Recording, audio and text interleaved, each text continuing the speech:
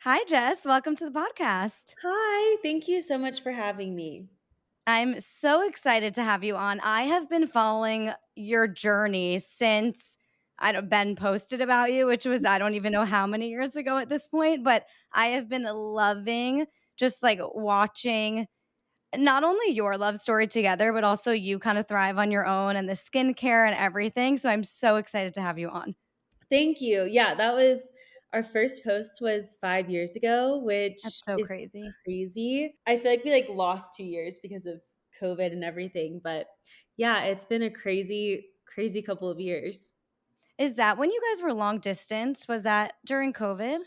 Yeah, so we were long distance from 2018 to the end of 2020, and then I moved to Denver in December of 2020. I feel like there's so much in there that I wanna unpack because it's one thing to be in a long distance relationship for that long, Mhm. but then it's another thing to go from long distance to living together, but then also the layer of, like, you're moving to a new city and what that does to you on an individual level, like, apart from just him and also coming in on his life, and he is well established there, so I just wanna, like, Yeah. unpack all of that with you. So starting with just the long distance of it all, is there anything you would say that really helped you get through that time? Or was it just easy for you?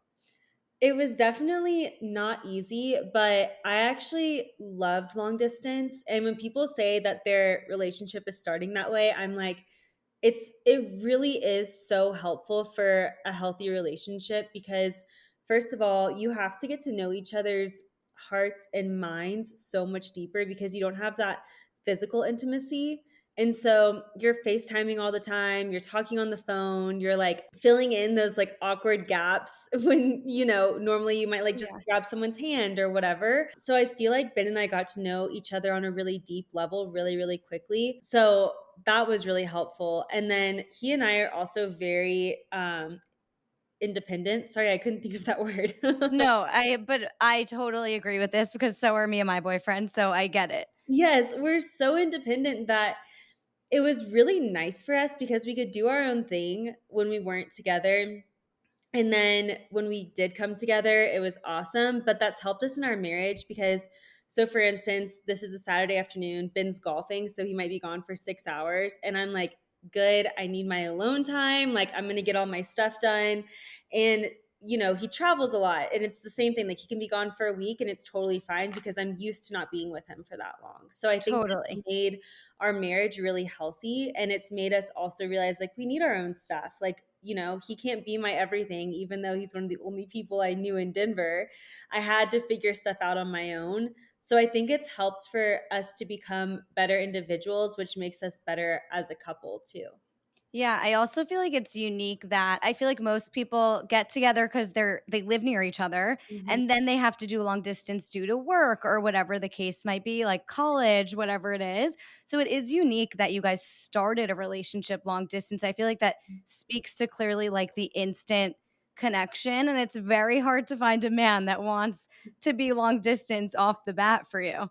Oh, totally. And what's crazy is I never even doubted it for 1 second. That's how I knew it was right because he never made me be like, oh gosh, can I trust him or is he really in it or anything like that? I actually think that long distance made us have less doubts because you're investing your time and your energy and your money into this person in a whole other way.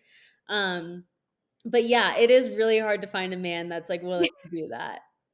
Totally, and I feel like there was an added layer there due to your faith where you wanted to wait until marriage and you had, your own expectations of what you wanted out of a relationship, and do you find that because you were long distance, like you said, you were he was able to really hear you and learn what that meant to you and understand it instead of just like I don't know, I feel like that long distance layer really adds to the healthy communication, you're kind of forced to communicate in that way. No, I 100% agree because even before our first visit, because I was flying out to Denver to stay with him for a weekend to meet him for the first time. So crazy. So I know my dad is like, one day you're gonna have a daughter and understand how terrifying that is. Totally. But we had to have that, like, really hard and awkward conversation before my first visit ever even happened, as opposed to, like, going on a date with a guy for 4 times and then being like, "Actually, I'm waiting," and then, that can really make or break a whole relationship.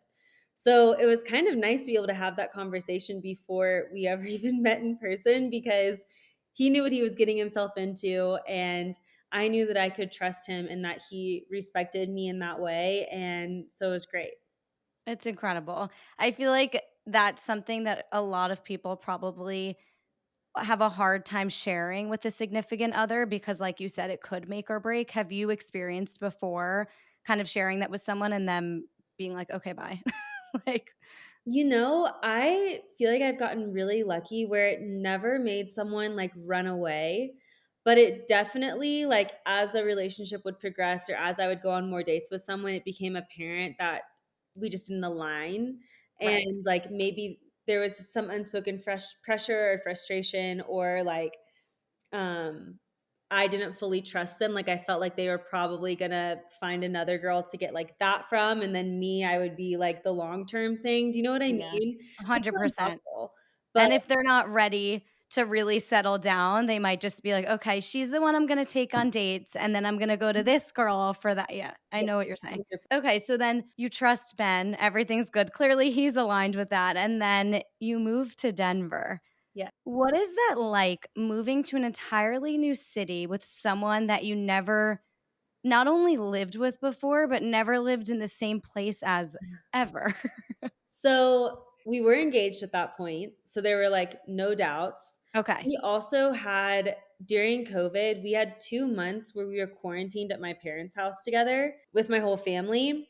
So, I That's a test. knew, like exactly, it was a test, and I knew my family loved him, and I knew him so well at that point, and we had progressed so much in our relationship, like, the next step was marriage, which you have to be pretty comfortable to take risks with the person you're going to marry. So, I felt like I was in a really good place to move here. It was definitely scary because 'cause I've never not lived in the South, I've never not lived driving distance from my family, but the initial move was really exciting. So, I think it's actually gotten harder as I've lived here longer because initially it was just like a fun new adventure, like living somewhere new, moving to the place that like the love of my life lived, and being able to start all of these new things that actually made me feel like an adult because I was still pretty young. Yeah. Um, but it's gotten harder like as we've been out here longer, actually, which I feel like is kind of Interesting. backwards. But Yeah, I feel like people wouldn't expect that unless I'm sure they've gone through it, but that makes a lot of sense to me, like, it's so exciting at first, Mhm. and then he gets back into his regular routine, and you're expected to kind of just find yours. Mhm. So what was that like?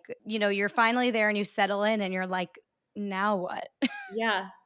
I think it was I'm an esthetician and I had gone to esthetician school and I knew that I wanted to open my own skincare studio at some point in time. I talked to enough people that it just felt like the right next step for me, as opposed to getting a job somewhere else.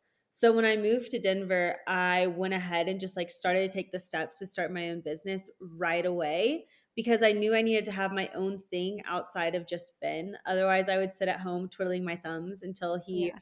got home from whatever he was doing, or if he went out at night and I was just chilling at the house all day long or whatever. And so that I think is my biggest piece of advice to girls that are moving because their significant other lives somewhere else. Like, make sure that you either have your own job or you have a fun hobby that's going to get you out of the house and get you meeting other people outside of even your significant other's friend group because it immediately made Denver feel like it was my home as well as opposed to me just like visiting again. So do you feel like you're still struggling with it in a way, or you feel like you're grounded now, this is your home? Because I know they say it takes, like, over a year to actually feel like somewhere's your home. Yeah, so I've lived here for 2.5 years, and it definitely is my home. Like, when we travel, I'm excited to come back here, and even when I go and visit my family, I'm excited to get back to, like, my house. Like, we have roots here. It feels very much like home, And I don't miss the place where I used to live, but I definitely miss the people because I was still friends with my friends from kindergarten when I lived in Nashville. And Wow. those connections are just very hard to recreate. So what I've learned being out here is I don't have to replicate those friendships. Friendships are going to be very, very different. Even the older you get, they're going to ebb and flow. And you're going to meet people in different stages of life that are going to become really fast friends. And I have that as well. But that like sister bond and that bond with my brothers and my mom and my dad, you can't replicate it. So you just do your best to nurture it from afar. And once I like came to that realization, it's been so much easier. That's a really, I feel like, great realization to have because, first of all, it'll make going home that much more special and it'll allow you to kind of embrace these new friendships for what they are. I think adult friendships are so special because they're typically people you meet through either a hobby or work or a shared life phase. Like when people have kids, they meet other moms and whatnot. And typically, your friendships that you grew up with, you're all in different phases of life. And that's kind of why those ebb and flow because you're all experiencing different things. You're moving, you got engaged, maybe you have a friend who's single and dating. Like it's a different sisterly bond, but those adult friendships you meet at a workout class or through work, I think are so special because they help you in that time in your life. Like people that really get each other at that point. Yes, I 100% agree. So I visited Denver because my boyfriend's sister lives in Colorado now. So we visited Denver and I saw that you went to F45 in Rhino or you go there a lot. Yes. And I had gone there and I go to F45 like wherever I go.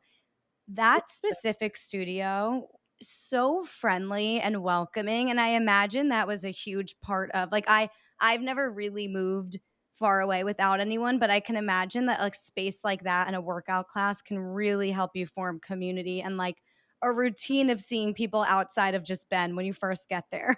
100%. I first of all, I love that you do that because F45 is like a sneaky hard workout. Like Yeah, when you're doing it, you're like, "Oh, this is fine." And then you finish and you're like, "I can't feel any part of my body." 100%. Yeah, but it's so fun. It goes by really fast. But yeah, the group fitness in Denver is, like you said, so friendly. Everyone's so nice. And that was a huge way for me to like get out of my comfort zone because I am an introvert to the extreme. Like put me in Really? a big group of people and I would rather like sit in the corner and watch everyone else talk. Like, and then like if someone were to come up to me and talk Yeah, to me, I would absolutely like shrivel up. I really don't love it. Um, which is really surprising because I was not that way when I was younger, but that's a whole other interesting. thing. But yeah, the group fitness out here was a great way to like help me get out of my comfort zone. And then when Ben and I got married and we got our puppy, I had to change my routine a little bit. So I don't Right. do it as much, but I really miss it because it was so fun. I feel like it's a great way to just when you're in a new city, if you enjoy movement, just like get F45 specifically is very community driven and like it's easy to meet people in your pod and whatnot. So I always recommend that. But it's funny you're saying like you kind of want to be in a corner when you're in a group of people because it makes me think of when you were just overnight like thrown into Bachelor Nation. And I'm like, how I mean, I was listening to another podcast you were on, you got like 30,000 followers in 3 minutes or something like insane. So Yes. when you started actually, something that I really did wanna ask you is I know that you have spoken about body image issues in the past, and, like, I think we all struggle with that on a daily basis. Some seasons it's harder than others, or we're harder on ourselves than other seasons of life. But I was wondering when you were thrown into this Bachelor Nation world, and you are absolutely stunning. But I can imagine going into a group of people who are like these reality TV stars and everyone's stunning and you don't love the group setting and you crawl into a corner. Did those feelings of insecurity come back at all during that time? Like was that an overwhelming time of just comparing yourself again or at that point had you already grown so much in that area? I think you're right. There's like different seasons of body image and I actually I had a full eating disorder in college and it's manifested itself in different ways kind of throughout my seasons of life. So Right. um I think that when I was thrown into it, I was actually at like my smallest weight ever and so my insecurity at that point was coming from people commenting and saying like you look sick, you look sick. and Oh, man. I was, like, currently getting help for it and, like, actively trying to gain weight. And so that was, like, kind of a weird season. When I when all of that happened, it was more the comparison to, like, the other girls that Ben had dated publicly because or been with publicly, had partnerships with, because it was I don't know, I feel like women have this tendency to put other women against each other without even meaning to, Right. or intentionally, and when you're hiding behind a screen on social media, it becomes that much easier. So when we first started dating, I always had my mom actually go through my DMs and, like, delete the ones that either were talking about my body or comparing me to someone else because it was I was in a very vulnerable place with it. But as we've been together longer and as I've done so much more work on my mental health and on myself, it's become a lot easier because I know that my body doesn't define me. It doesn't make people love me more or less because it's changed so much throughout my life and I have the same friends and Ben doesn't even notice if a pair of jeans doesn't fit me anymore or Right. and so it's like it's totally in your head. So it's another one of those things that has changed a lot in the past 5 years and it's gotten a lot easier.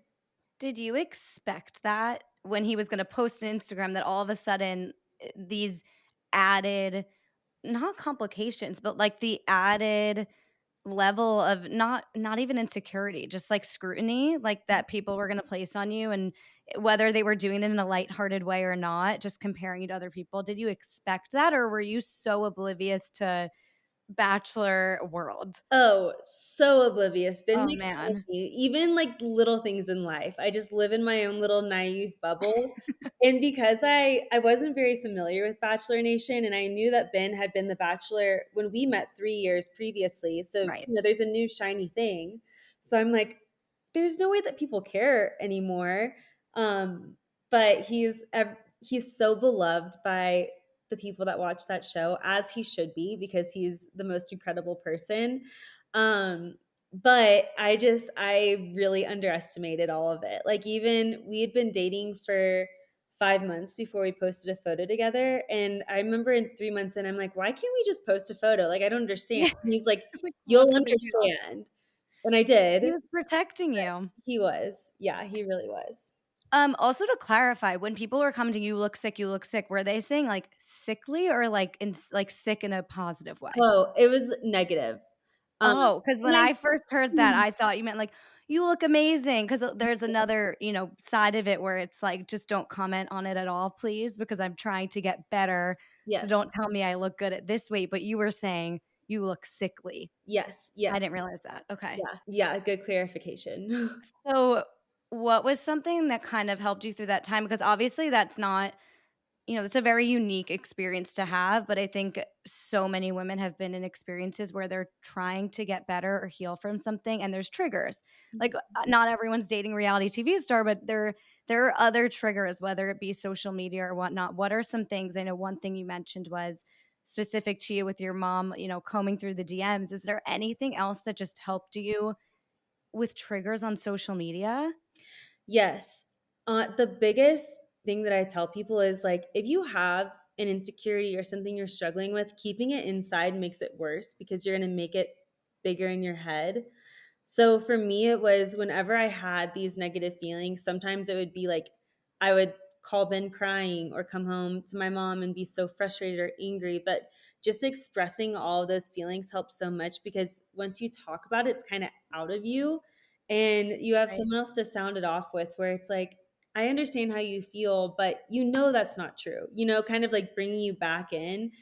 And I think that if I never talked about it to anybody, it would have built up and gotten worse, and I probably would have just had a complete breakdown one day. So I'm very thankful for the community I have between my partner and my family and my friends. It made it so much easier.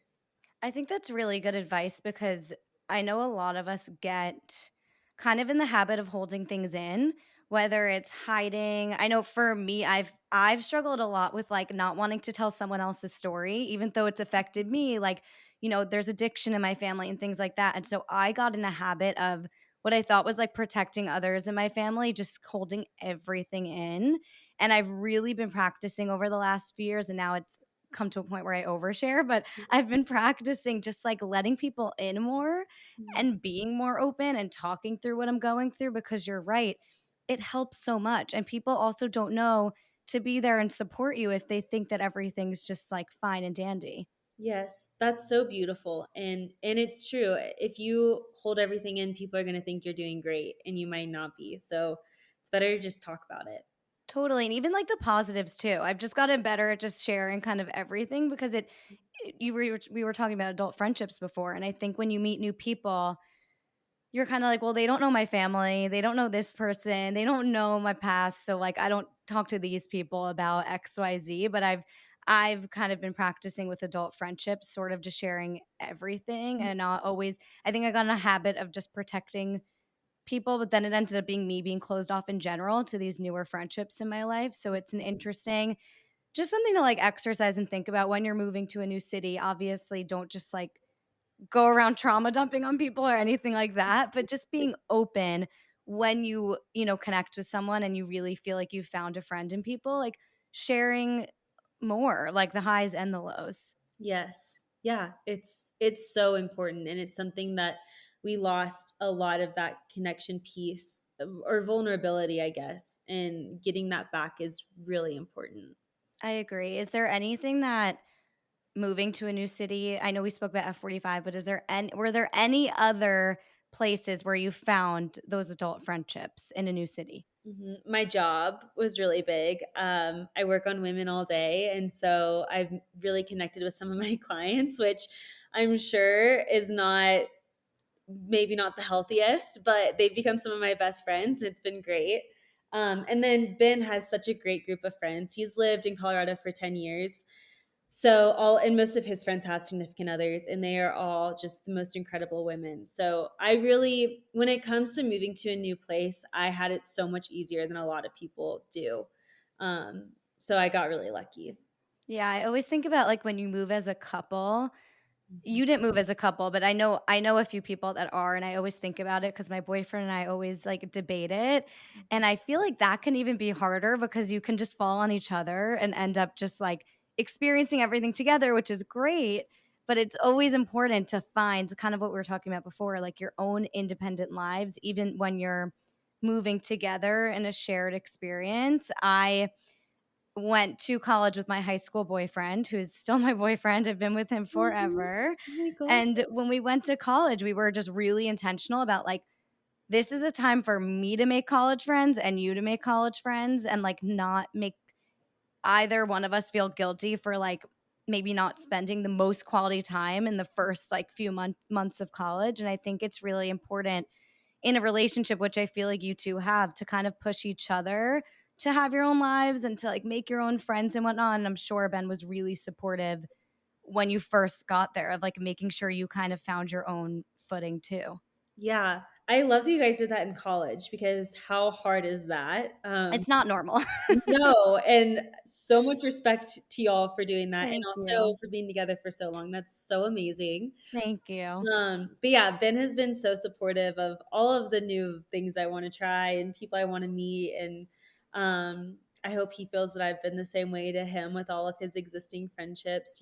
Our goal as a couple is to never hold each other back in anything and to support one another in everything. I'm his biggest fan and he's mine, and, whether that's a friendship or a job or a hobby or whatever it is, it makes, life so much more fun when you can come home at the end of the day and you don't know what the other person did and you can sit down and talk about all the things. That's so funny you say that. I literally spent the whole day with my boyfriend yesterday, and then we sat down at dinner, and I was like, I have nothing to say. I know.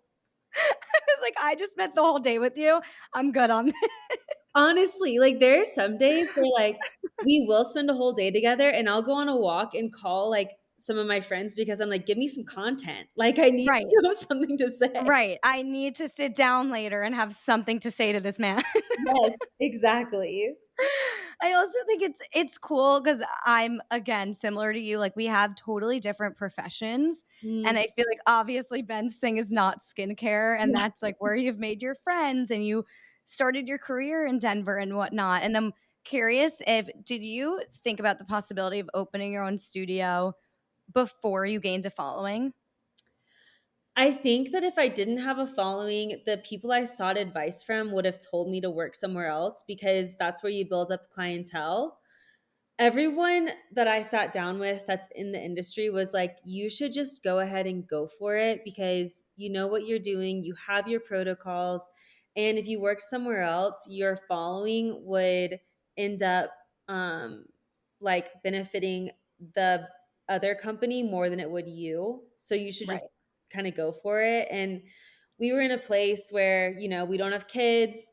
I had a really hefty savings account from my previous job. And so it just felt like it was like now or never, kind of take the risk. And if it flops, I can always get hired somewhere else. But my following definitely gave me the confidence to open somewhere and or open my own place. And it was definitely still slow. I mean, I've moved faster than a lot of estheticians, but the first 6 months, there were days where I would just go and sit in my studio and hope that someone booked last minute. So even with a following, it doesn't mean that you're gonna have instant success. I still had that little kind of building up and proving myself too. You have to have before and after Right. photos to get a new client. You have to prove that you know what you're doing. Someone could come to me and I could rub their face for 60 minutes and send them on their way and they could be like, "Okay." Or you can really be able to transform skin. So I definitely had that season of proving myself too. It was just I am so fortunate that it was much shorter than normal. Right, and I mean, your entire following is nationwide, so it's not everyone's gonna be, local enough to be able to go get their skin by you. So, Totally. I imagine that, like, even though you have this large following, it doesn't necessarily mean that people are gonna be near your office to, like, come to you and actually so I feel like it's all about word of mouth and those transformation photos, but, like, that was probably an amazing start. Did you ever think about trying to cultivate a following before Ben?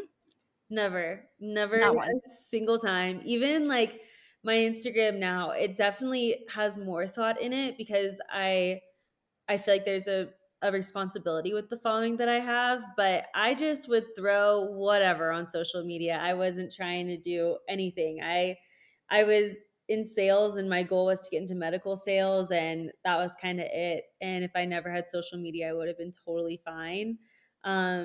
It was never my goal. Even when I started to get offers, to do ads and promote products, I was so insecure about it. It Yeah, wasn't your thing. I was no. gonna ask, was it like an intentional choice, "Let me lean in here because either I can connect with other women or for my business." Was that like an intentional choice of, "What do I do? Do I let these" because you could have just, like, let the followers kinda sit there and fizzle out and let people know, like, "I'm not gonna be, creating content here." It's just gonna be like you could have gone on with your regular social media posting. Did you have, like, a moment where you were like, "No, I'm gonna do this. I can help people or it'll help my business." Like, what was that conversation like? I think again, I lean on a lot of other people that know more than me. So it was sitting down with other people with a following. It was sitting down with women that I look up to a lot, sitting down with Ben and being like, what is this going to do to our relationship if I lean in or if I don't delete my Instagram? Because that was another thought that went through my mind Wow. is like, why don't I just delete it? Like, I don't need it. I can find a job. We can live quietly. It can be great, but I just believe that I fell in love with Ben and he fell in love with me, and there's a reason for that. And I saw this opportunity to share my story.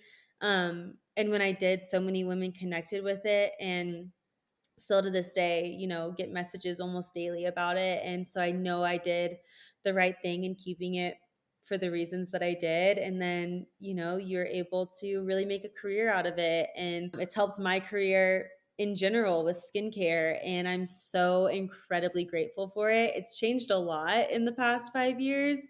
It's not quite as fun anymore. And I think Interesting. that that's a universal feeling of people that are on social media is it's like, kind of walking on eggshells, and I'm trying to make it fun again for myself personally because it's lost its luster a little bit, but I think that it can be an amazing tool, and for us, it's been an incredible gift. So I'm very, very grateful for what it's been, and I'm grateful for the people that pushed me to not just delete it, but not to say it hasn't gone through my mind again, but Yeah. You're like, "I'm deleting it tomorrow, but it's been a great run." exactly, this is my announcement. No, but it is one of those things that I'm lucky that it's not my entire life or livelihood, and I never wanted it to be because I always wanna have the permission to or give myself the permission to just let it all go one day. Totally. Because it can really affect people's mental health, and I'm a sensitive little flower, so it can affect mine greatly as well. Yeah, especially I mean, I scroll through TikTok or Instagram and see a trigger every other post, and I'm like, "When did I become this person?" Like, I'm not someone who's, like, triggered by everything and everyone, but it's just it can be a lot, but I do truly believe, and I don't know you, like, personally, but, like, I believe that you and Ben were truly placed in each other's lives for a reason, and I do think, like, the following that came with it had to be for a reason. Like, even just if one person listening to this episode resonated with either your eating disorder journey or moving to a new city for a man or anything, like, if it helps one person, it's absolutely worth it, and it's crazy to think that if Ben never randomly found you on an Instagram, like, Mhm. some people wouldn't have learned from you or been comforted by you, or it's just so it's such a crazy fate-driven thing. Mhm. Well, thank you for saying that, first of all, that's very kind, Of but course. no, it really is crazy, and I live in the belief that everything in life does happen for a reason and that there's also a greater purpose for my life in general, so you're exactly right. If one person finds comfort or relatability or decides to be vulnerable with a friend or a family member or whatever it is, then it's all worth it. That's kind of been Ben and I's MO about most of the things that we do. Yeah, absolutely, and I feel like that shines through. Like, it's very clear that your intentions are so pure, and it's not, just like, "Oh my god, it got all these followers, money grab." Like, you've been very intentional throughout your journey, so that's why I was curious, like, I knew it must have been a choice, like, "We're gonna lean in here," because I, like, remember the time I started following you, and I was like, "What is she gonna do with this?" And you started leaning in. I don't know why I remember it so clearly, but I it's, like, so random, but I feel like it must be because you're just, like, a striking person. I can't explain, like, that's why I'm like, it's so crazy if Ben never dated you, like, none of us would have seen you because you are such, like, a striking, beautiful person, and I feel like it's very rare to come by these days. That's so kind. You're making me blush. That's so, so kind. But yeah, Come back anytime. I'll be here, compliment hour. I know, just give it to me. But no, the leaning in was definitely a very big insecurity, and there have been seasons where I have been so uninspired by being on social media that it's probably felt to lots of people like I am just doing a money grab, and because it's felt that way to me too, and it just, like, became a tool for income, and I think a lot of people can fall into that. But, you never know what's going on behind the scenes, and so life fluctuates, which means your presence on social media fluctuates and your feelings and all of the things. So to overall be net positive with Yeah. someone that's followed me from the beginning, I'm feeling pretty good. It never felt like a money for me, though, like, when I see influencers posting ads, if most of their content is so genuine and entertaining or inspiring or whatever it might be, and then they do, like, a I don't know, Brooklinen ad, like, good for you. You need to make money. Yeah, Like, it's like a little commercial break in the entertainment yeah, of all of our totally. lives. Totally. As long as it's not like flat tummy tea, we're good. Right, which would never, but yeah, no, you're exactly right, and I've been able to become a lot more selective, and I've figured out a good balance that's fun for me and that I think people are still responding to well, and I've developed long-term relationships with brands I work for, which sounds like the most cliche, like, influencer thing to say, but I really have, so anyways, that's a whole other thing. Amazing. I feel like I've never really talked about it, so to be able to, like, say, like, "Yeah, I totally know that I lost myself for a little bit, but we're back and we're good." We all do, let me tell you. Yeah. But okay, speaking of losing yourself, this is a great segue, I guess. I did wanna talk to you briefly I wanna get into skincare, but I did wanna talk to you quickly about running because I know that's where, like, your eating disorder stemmed from, was your track and field, I Mhm. don't career, we could say? Like, was it college, high school? It was high school and then just a teeny bit of college. I Okay. was a little too weak for that. Yeah. So, I know that you had, like, an unhealthy relationship with running at that point or with your body because of the competitiveness of it all, and I know you had injuries, so it kind of led to an eating disorder of, I mean, you could speak on your behalf, but it sounded like you had an injury, so you felt like what you could control was the food part of it because you couldn't control, like, the fitness of it. Yeah, no, you nailed it. That's exactly what Okay. happened. My freshman year of college, I got a stress fracture in my femur, and so for my first 6 weeks of college, I couldn't run, and I went to school on a running scholarship. So that was really why I chose the college that I went to.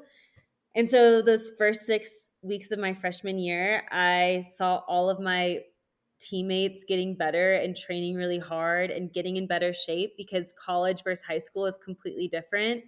And I felt like I was falling so far behind. And so, yeah, the only thing I could control was what I was eating. And it kind of just got worse and worse and worse for 5 years. But yeah, that is where it started. I'm too competitive for my own good. Yeah. So then at this point, it sounds like you've healed a lot since then, but you're still, you're a workout girl, like, you like your fitness. So how is are you still running? Like, how has your relationship to fitness evolved since then? Yeah. So, first of all, the biggest thing I can say is my therapists, I've had 3 now that have helped me work through this in different seasons of life. And that is everything. Like, if you are dealing with any sort of body image, disordered eating, eating disorder, whatever, seek a professional because it changed everything for me. That was, like, the biggest thing, and they helped for me to really understand my why. So, like, the control thing, that's something I learned in therapy, because for me, I was like, "No, I just can't eat as much as people because 'cause I'm short or whatever," and they're like, "No, you have, like, a control problem," and so letting go of that and reaching this feeling of freedom has been everything. Um, and so once I, like, mentally was there, I now understand that working out is my way of staying sane because I Mhm. grew up being an athlete. I've done sports since I was out of the womb, and my whole family is active, and so it really is more of, like, I need to wake up and I need to move my body in some way to really feel good throughout the day, but it's finding the movement that I wanna do. Like, I don't wake up anymore and feel like I have to run 8 miles to then, eat what I wanna eat that day. It's more like, "Oh, I can, like, walk a little bit, jog a little bit, maybe lift weights," whatever I wanna do, just to, like, feel like myself, and my food has nothing to do with that. So, like, the separation of that was really, really big for me. This is probably more detailed than you even wanted, but No, truly, please keep going. I love it. But yeah, it was like feeling that freedom of moving my body makes me feel good, but it doesn't dictate what the rest of my day really looks like. It dictates how I feel when I'm faced with challenges throughout my day. So that's where it comes from now. And I'm in a place where I'll run a little bit, but if I feel like I want to stop, I stop. If I don't want to run that day, I don't run that day. I feel like I'm very in tune with my body now because of all of the work that I have done internally, so I know what it needs and what it doesn't need, and I just don't push it anymore.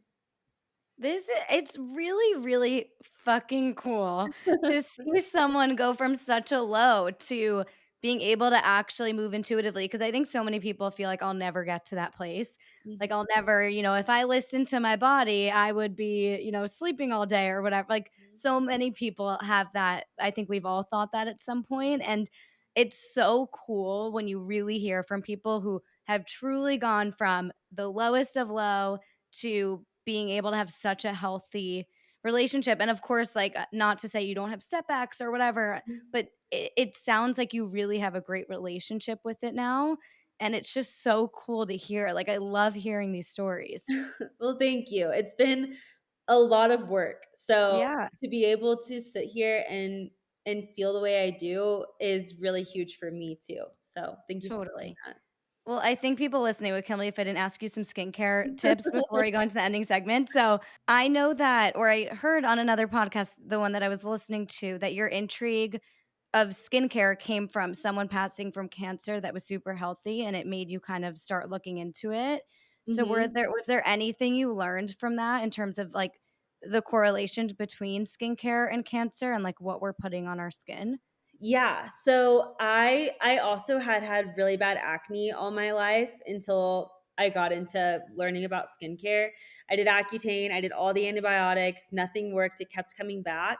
So when I started to look into products and ingredients and how our skin responds to them, that was actually when I was able to heal my acne. So more so than like the fear of putting the wrong thing on my body to because of getting sick or whatever it may be, it became more like, oh no, there's actually ingredients and formulations that people have created that are meant to heal our skin. And so that was what I found more in my research. And then, you obviously learn more about ingredients, and our skin's the largest organ. So making sure that what we're putting on is actually helping and not hurting, and the correct way to use some of those more harsh ingredients too, so that you don't overdo it. But yeah, the biggest like research that came from me was just trying to figure out why my grandfather got sick, and it led to so much more than I thought it was going to. Totally, and I think on that kind of note of there are products that are made to heal our skin, I think so many people, we all get kind of like we want to try the most trending products and we want to try this and we heard this worked on TikTok. Do you have any advice for someone who might be just like feeling defeated and frustrated with trying what they feel is everything? Like they've tried everything on their skin, Yes. nothing works. Everyone says this trendy product works and it doesn't. Like, where would you have them totally start fresh? Yes. So first of all, I feel like I'm a very different skincare professional than most because I am a product junkie. I love trying new things. I love being able to say this is great, this is not great. Like I'll always try something new. And then I have like my old faithfuls. But I think that learning your skin is the biggest thing, and lots of times that means seeing a professional. So, I actually see a lot of clients virtually that are in that place of like, I have tried everything, nothing's working, and then we get into the products they're using and I'm like, "Well, it's because you're using 4 different acids in one day and you're stripping your skin, so we need to take a step back and go back to just cleansing and moisturizing for a month or 2, rebuild that barrier, and then because your skin is oily, we can add back in a salicylic acid, or because you're more dry, you might go to like a lactic or glycolic, and just like learning those little things of like what to try and what not to try. So, for instance, let's say you are a product junkie and you want to try something new every month. Make that be your cleanser and just keep trying new like gentle cleansers or gentle makeup removers, or try new lip products. But don't mess around if you found something that helps you heal your acne, or you found a retinol that works for you, or your favorite vitamin C. Like stick to those more active ones that your skin likes, and play around with the more fun ones. Like for me, I love to play around with makeup a little bit more than I used to because I've found some skincare that I really love. But like keep things fun too. I think that when you are feeling defeated in your skin, it just feels like a chore. So my other big thing is finding products that you enjoy using. They look cute on your countertop. Like you want to reach for them at night and wash your face, because it really should be this moment of just like loving yourself, and you're doing this because it feels good, and you're doing something good for you. So I really just want to bring the joy and the simplicity back to skincare. You don't have to overthink it, but you also don't have to try, like you said, every single trending thing.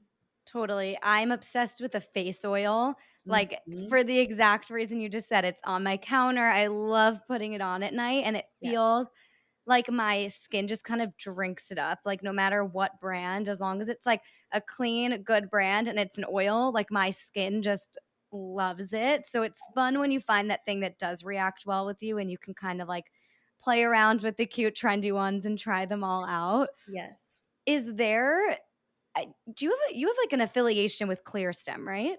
Yeah, so I What's the actually, connection there?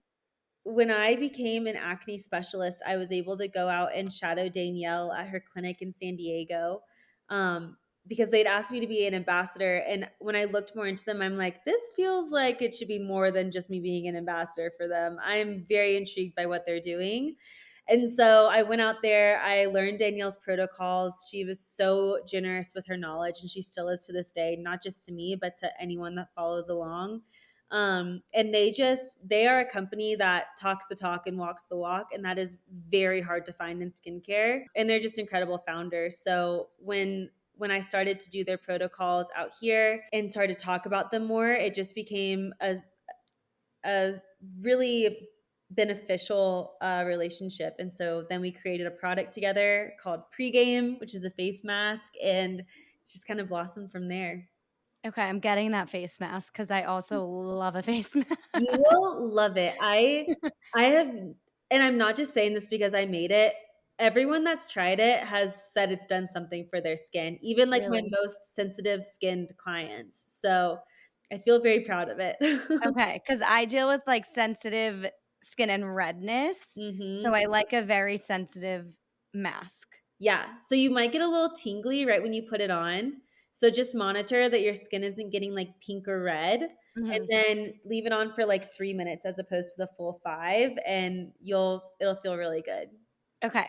Last question before we do a little rapid fire to end it up. What is, like, the biggest skincare myth or mistake that people come to you and they say they've been doing this and you're like, "No, stop." Over exfoliation, like forever and always, that's the biggest mistake. Your skin will not heal if you are scrubbing it to death. Okay, amazing. So, ending segment, fun facts and favorites. What's your top self-care tip? I mean, I have to say washing your face. Okay. Biggest unexpected skincare hack, like a pillowcase, something that's not, directly a skincare product. Ice. It's the Interesting. best. It helps everything. Wait, can you elaborate? Because now I'm intrigued. Yes. So if you have dark circles under your eyes, lots of times that's a sign of inflammation. And ice takes away inflammation. So it helps not just like if you wake up in the morning, you don't even need an ice roller. You can just take an ice cube and run it under your eyes, and that can take away some of that dark circle immediately. If you have a pimple coming on, pimples are also just a sign of inflammation in the body. So ice that sucker down, it's going to get smaller immediately. The redness will go away. If you're feeling puffy, if you do ice in like an upwards and outwards motion, it's going to get some of that lymphatic drainage and like instantly lift and get rid of that puffiness too. It like solves all of your problems. Wow, amazing. I have the Hot Mess Skinny Confidential ice roller because I work for her, and Oh my god. I'm, like, obsessed with using it. Yeah, I love mine. That is like the holy grail of Right? ice It's so rollers. good. So good. Okay, skincare product you can't live without right now. Ooh, it's summer, so sunscreen. I apply sunscreen like a mad woman, and my favorites right now are the Clearstem UR Sunshine, the Skin Better Tone Smart, and then there's a really nice one from Jan Marini too that I love.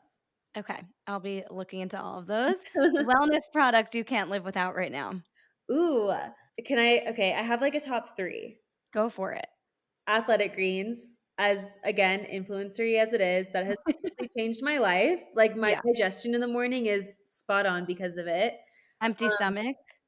Empty stomach. Okay. Everyone's different. I do empty stomach and it just gets things rolling. And I feel like I've done all of my vitamins for the day.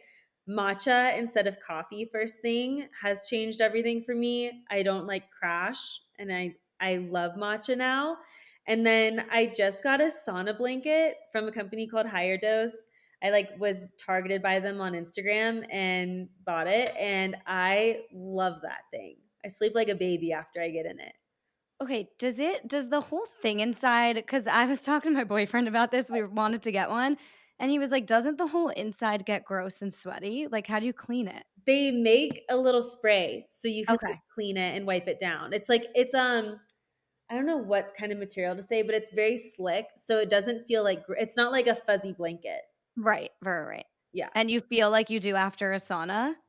Yes. Like, truly, I feel so Oh, good. crazy. Okay, I'm looking into that. Okay, Yeah. where can the people find you? My personal Instagram is at Jess Clark underscore, because Jess Clark Higgins, they wouldn't let me change my whole handle for whatever reason. That's Um, weird. and then my skin page is just skin den, DEN, because that's my clinic. Okay, amazing. Thank you so, so much for coming on the podcast. Thank you for having me. This was fun.